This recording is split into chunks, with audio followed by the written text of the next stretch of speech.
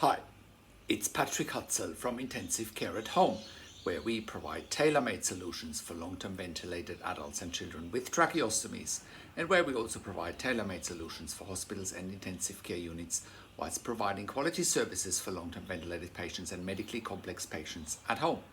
In last week's blog, I talked about can intensive care at home train family members to look after their loved ones on a ventilator and a tracheostomy.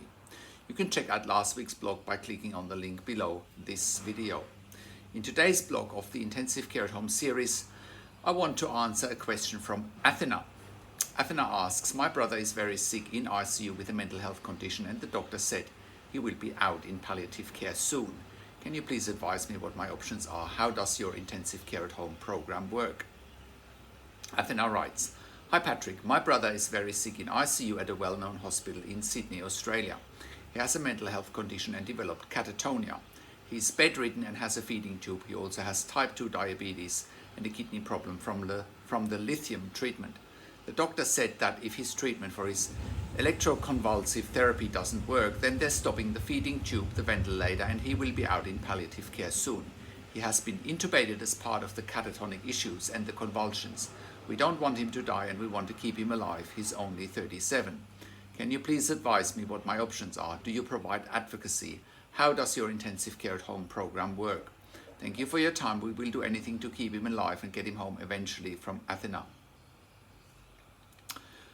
Hi Athena, thank you for your question. Here is what I would advise as a next step. Your brother is only 37 and it sounds like he's very young, and I'm sure you want him to live, and it's not up to the intensive care team to just send him to palliative care because they think it's appropriate.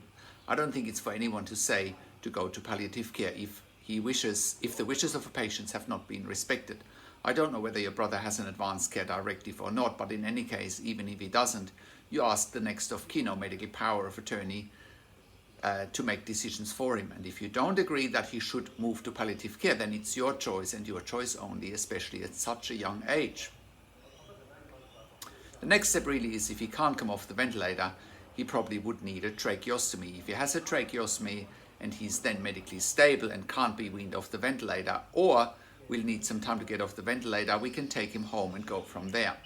Now, two things there. Number one, with the advocacy, if you look at our sister site, intensivecarehotline.com, we are providing a professional consulting and advocacy service there for families in intensive care. Number two, going home is possible with the NDIS now, with the National Disability Insurance Scheme here in Australia. As you're aware, your brother is only 37 and the NDIS, with the right advocacy, funds 24-hour nursing care at home with intensive care nurses for ventilation and tracheostomy. So we can help you with the advocacy and we can help you with taking your brother home with intensive care at home if that's what you wish. So I hope that answers your question. Please reach out to us if you want to take the next steps. Thank you so much. Now, if you have a loved one in intensive care and you want to go home with our service, Intensive Care at Home, and if you want to find out how to get funding for our service and how it all works, please contact us on one of the numbers on the top of our website or send me an email to patrick@intensivecareathome.com. That's just Patrick. That's Patrick just with a K at the end. Please also have a look at our case studies, because there we highlight more about what we can do for clients, how clients can live at home with ventilation and tracheostomies, and you can look at our case studies as well as our service section and case study section. And if you are at home already and you need support for your critically ill loved one at home because you have insufficient support or insufficient funding, please contact us as well. We can help you with all of that. And if you are an intensive care nurse or a pediatric intensive care nurse with a minimum of 2 years ICU or pediatric ICU experience, and you ideally have a critical care certificate, please contact us as well. Check out our career section on our website. We are currently hiring ICU and pediatric ICU nurses for clients in the Melbourne metropolitan area, northern suburbs, Mornington Peninsula, Frankston area, South Gippsland, as well as Wollongong and Wagga Wagga in New South Wales. We are an NDIS, TAC and DVA approved community service provider in Australia. Also have a look at our range of full service provisions. We have also been part of the Royal Melbourne Health Accelerator program in the past for innovative healthcare companies. Thank you so much for watching this video, and thank you for tuning into this week's blog.